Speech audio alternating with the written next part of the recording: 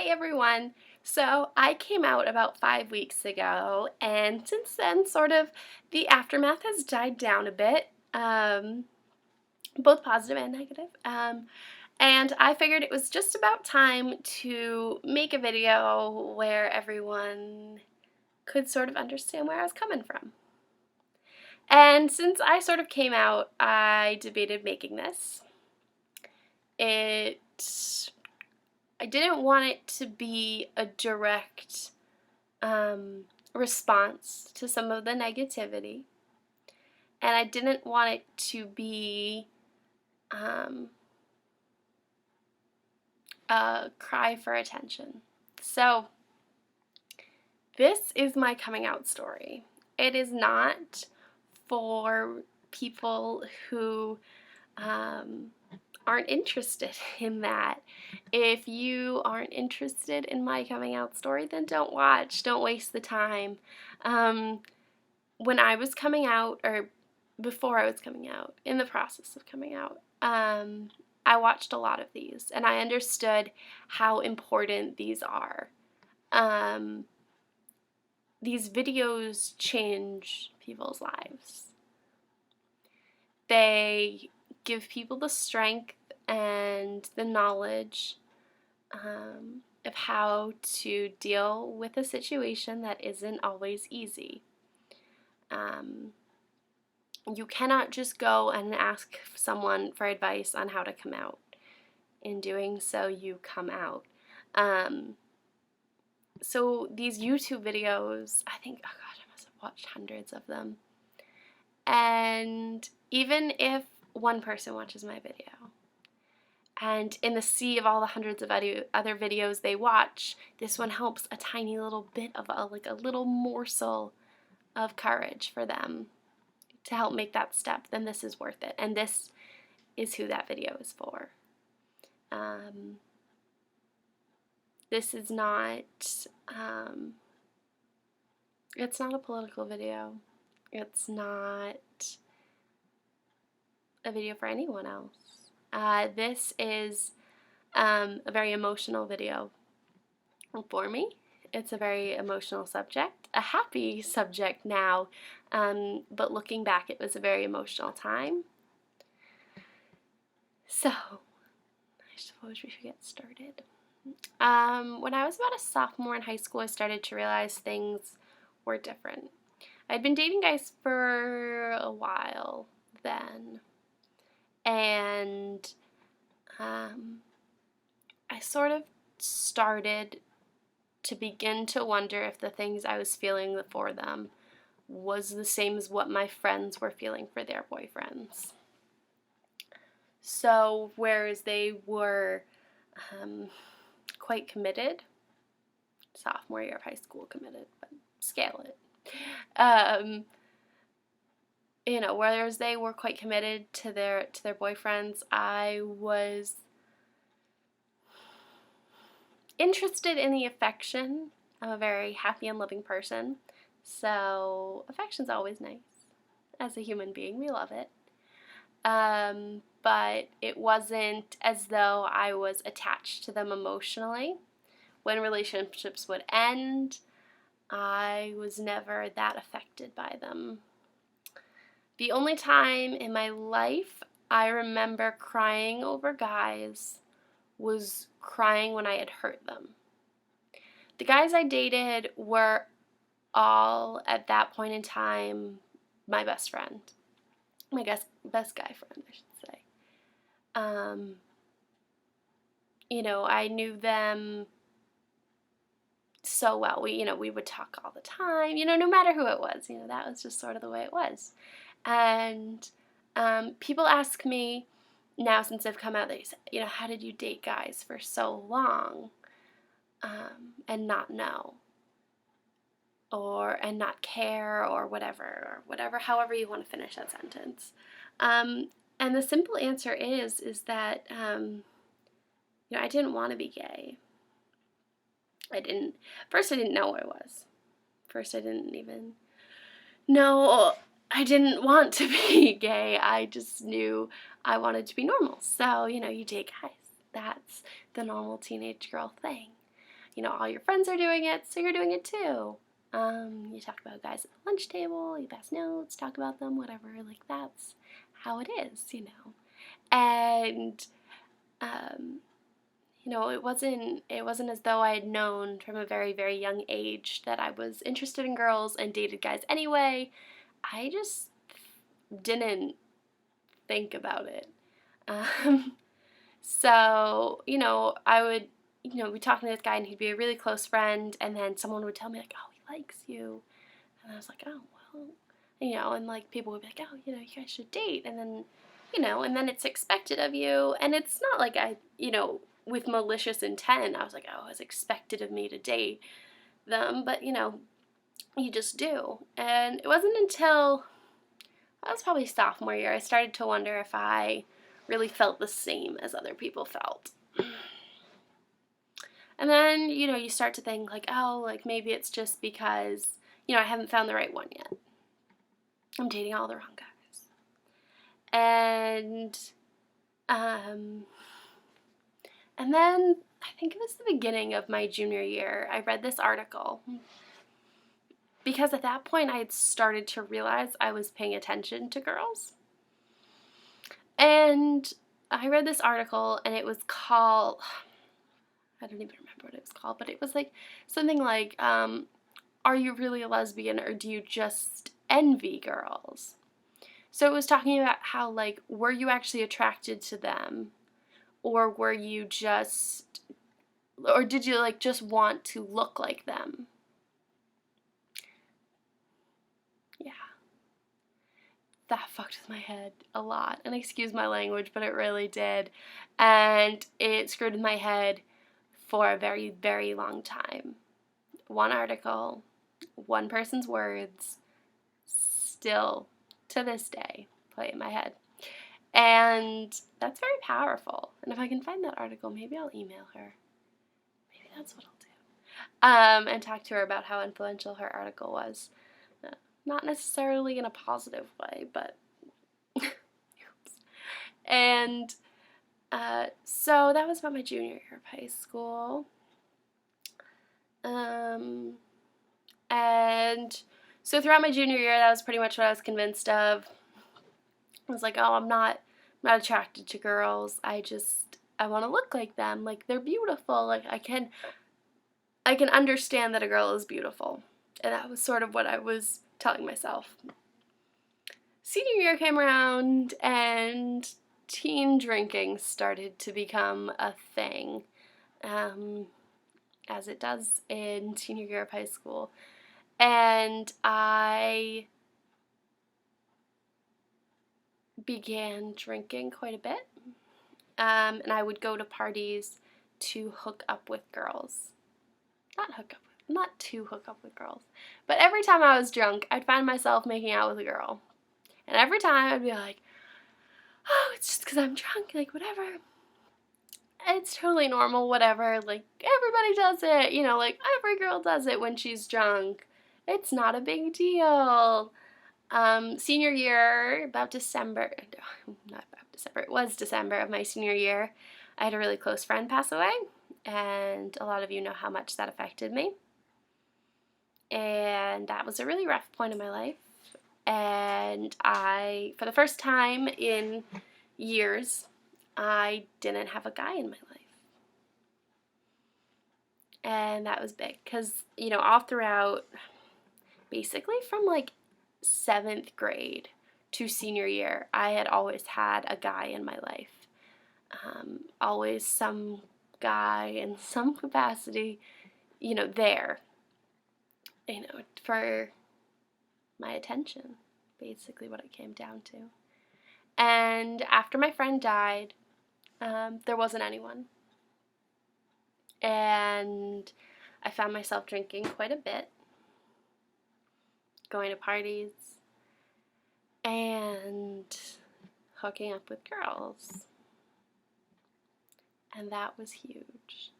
That was a huge time in my life. And every time I would go to a party and I'd make out with a girl, I'd spend like the next 2 weeks like hating myself, like fully hating myself. And that spiraled into, you know, I was already in a sort of depression.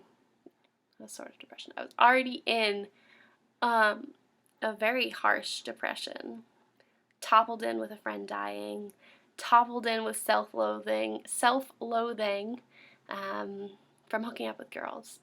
And it was a very dark time in my life.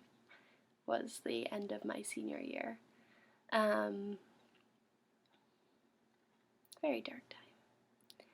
And thankfully I got through it. I went to England, kicked my depression, began to make steps towards accepting my friend's death.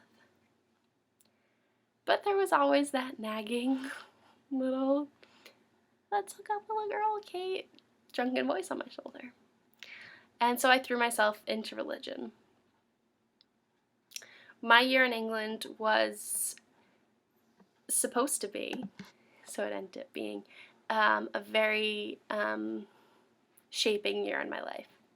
When I left high school, I took a gap year in England, for those of you who didn't know, before I went to college. Gap years are quite normal in England, but not very normal over here, which I don't understand. Gap years are very important. They provide people with a real world year of education, with bills, with just taking a year off from the education system and just living a little. You know, we'd gone through like 12 straight years of school, and here are my friends looking at 4, 6, or 8 years of college ahead of them, and without a break, you know, and that's a lot. So the year in England kind of gave me, and was supposed to give me, like a year to sort of grow up, learn some responsibility, sort of understand how the world works, and that shaped a lot of things in my life, and I've talked about it before, how much that shaped me in almost every aspect of my life, but perhaps the biggest was dealing with this issue. And my year in England was a very religious year. I explored every religion under the sun. I was convinced Catholicism wasn't working. I had been raised Catholic, and I was Catholic up until the point I was 18. I am still Catholic, but I was like, oh, that isn't working. It's not harsh enough. It's not strong enough. It's not getting through to me. I still, drunkenly want to make out with girls. I want to be with girls. Like, this isn't okay. So I threw myself into every religion. Read the entire Book of Mormon. Read the Bible. Everything. Buddhism, Islam, Judaism, everything. It was a big year. And I was still with guys all the time. That was a very important thing. I wouldn't let myself not have a guy in my life. Because it was that time when I didn't have a guy in my life that it kind of all started to tumble. And I started, being with girls a bit. I was like, oh no, if I have a guy, I'll be safe. And I remember I slipped a few times. I was drunk, and I would find myself wanting to drink so I could hook up with girls and then blame it on the, have no responsibility for my actions. So I could say it was just the alcohol, whatever. That wasn't me, it was the alcohol, and it's just the situation. And I'd find myself at clubs, and there'd be guys everywhere, and I would just not be paying attention to them, and that should have been a big sign, but it wasn't. So I came home from England. I was in a relationship with a guy. He ended up cheating on me, and I didn't care. I remember I was at college when we found out, and me and all my friends are sitting in this room just laughing hysterically because we found him out, and it was a really funny experience actually. And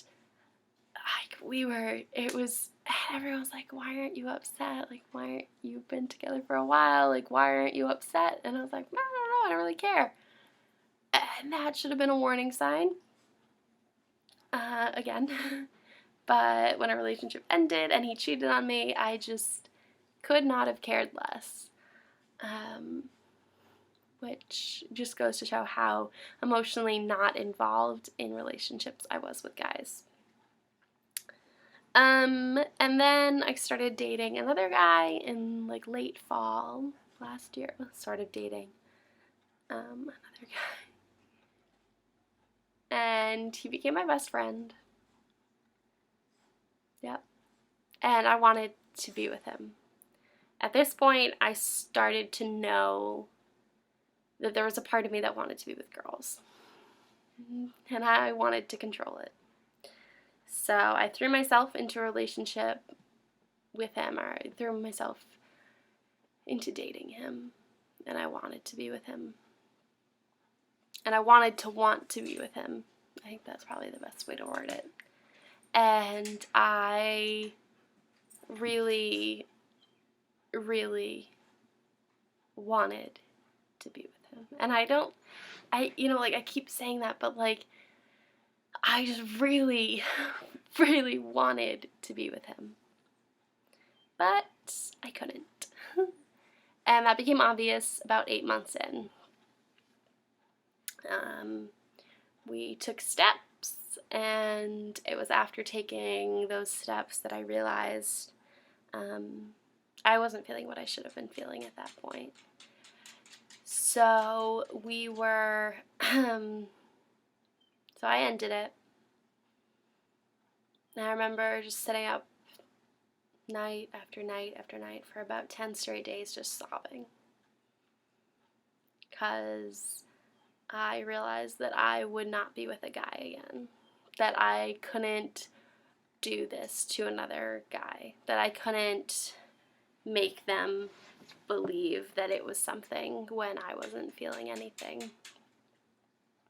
That was a big step. Accepting that I wasn't straight and accepting that I was gay were two different steps for me. I know that a lot of people think that they're the same, but they weren't at all. It took a long time for me to accept that I wasn't straight, and another long time for me to accept that I was gay. Accepting that I wasn't straight was accepting that I wasn't going to have a husband. That gender roles that I wanted to and still sort of somehow do believe in wouldn't play a part in my life. And that was a huge thing. Not the gender roles, but like everything, like everything I had imagined since I was a kid wasn't gonna happen. That was a huge thing to accept. And then accepting that I was gay was accepting the life that meant. It was accepting that I would spend a lifetime coming out. Coming out, you don't do it once. You do it over and over and over again. Every person you meet, well, not every person, but for the rest of my life. And dealing with the fact that I can't live where I want to live currently and have a family. It means so much. They're two different things. Accepting that you're not straight, accepting that you're gay. Two different concepts. Anyways, so after about 3 weeks of that,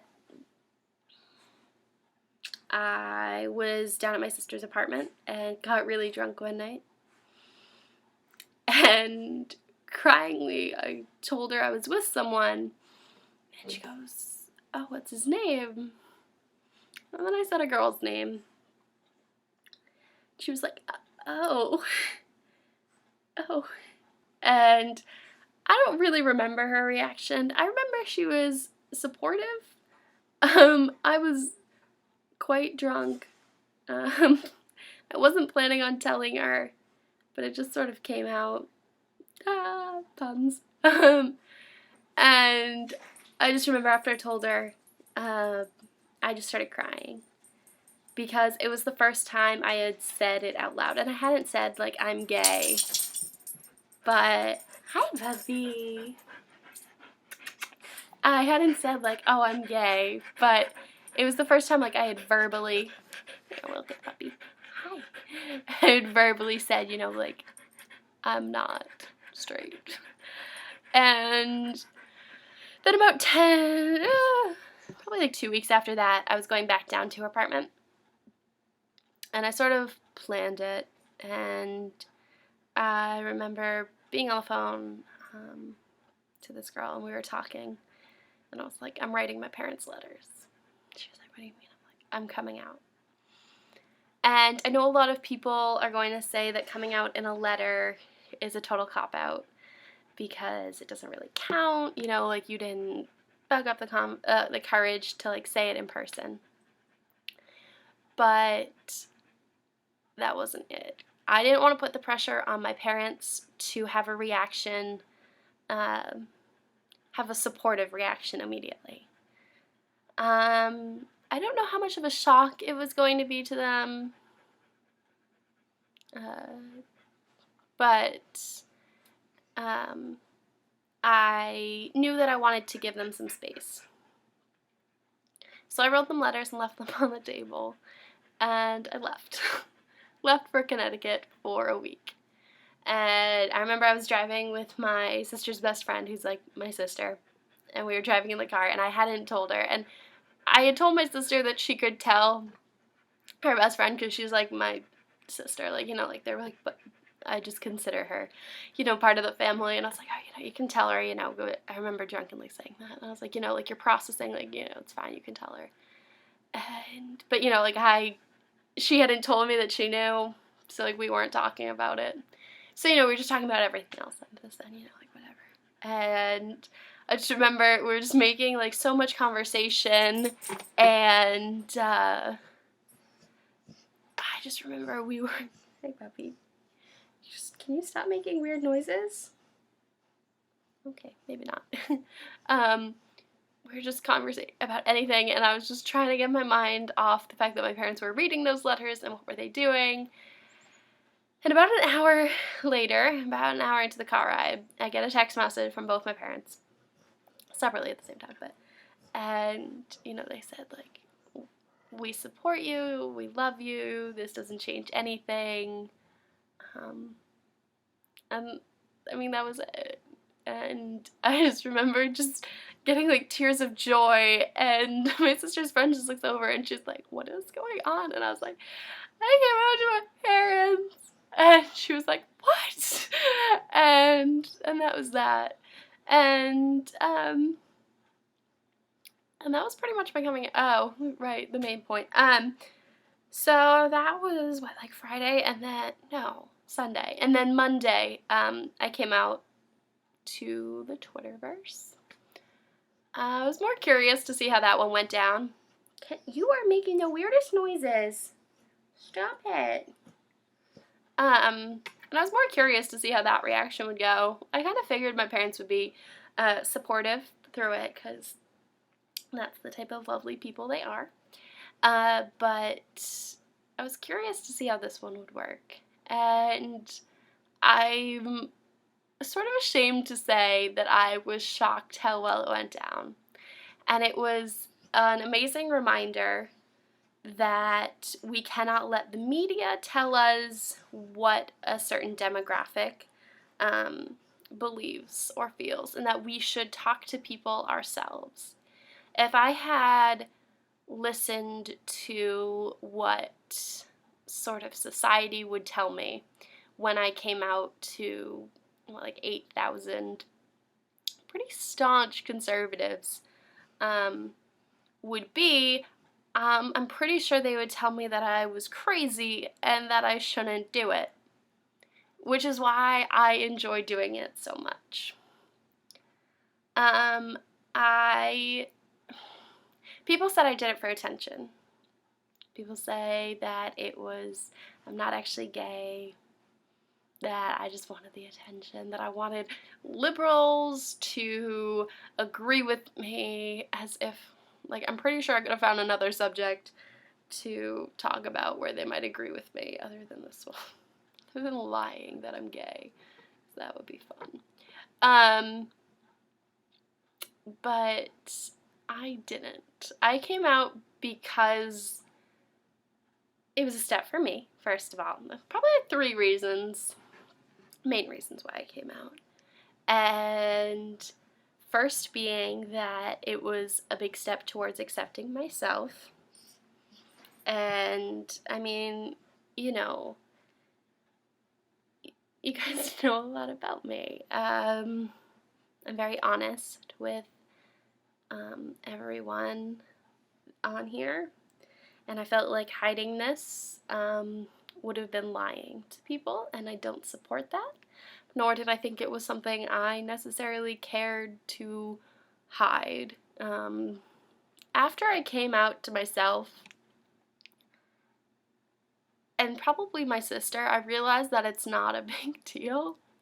I'm really chill with it, actually. So I wasn't really caring about how it would go down. I was more curious. So, like, could you stop? You're ruining everything. You know, if it had gone bad, then I would have been like, well, okay, interesting. I was more interested to learn how it would, you know, how people would react in this demographic. And I was blessed. I would say like 99% of you were amazing people and supportive and caring and loving and helpful and everything that I could ever want in people to call friends. And that was a blessing.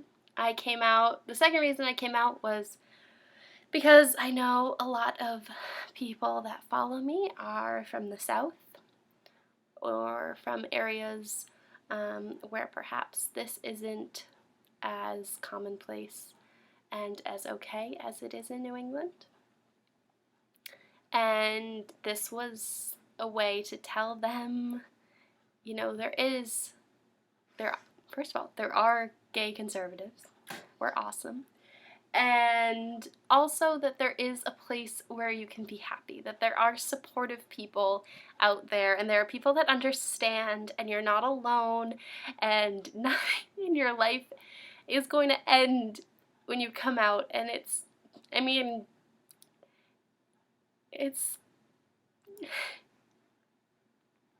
right, coming out isn't the worst thing in the world. And the thought that some people, this is the hardest day of their life or the worst day of their life or something they spend years, you know, dreading and hiding and not spending those years with someone they love is heartbreaking, and they deserve happiness. And I hate that we live in a world where those people don't always see happiness and they don't always experience love. And, you know, people ask me how I can be so Christian and also gay, and I think the biggest message in the Bible is that it's our duty as humans to spread love. And love is such a powerful force, and you know, and it's not our place to judge what's right or wrong, and you know, it's our place just to make as many people in this world happy and spread as much light as we can. Not darkness, not evil things, not negativity, but really try and spread light. And that's how I can be gay and Christian, because I still consider happiness and light and love the most important aspects of a human life. Yeah, waterworks, wasn't expecting those.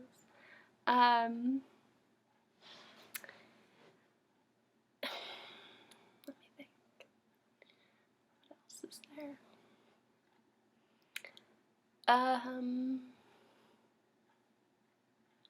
Yeah, so that's my coming out story.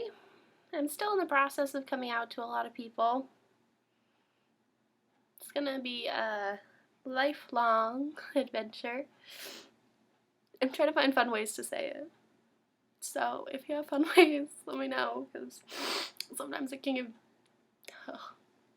be a bit much. But, sorry, the dog is down here, and he's so cute. Doogie, come here. Come on. Come say hi. Come on. Come on. I know, you're so comfy. Come on. He's like sleeping. Come on, Duke. Come on. Want to say hi to people? Come on. Oh, yes. Hi, everybody. My name's Dougal, and I'm a monster. So, that was my coming out video. Accompanied with my special guest, who always is around when I'm a little emotional. Yeah.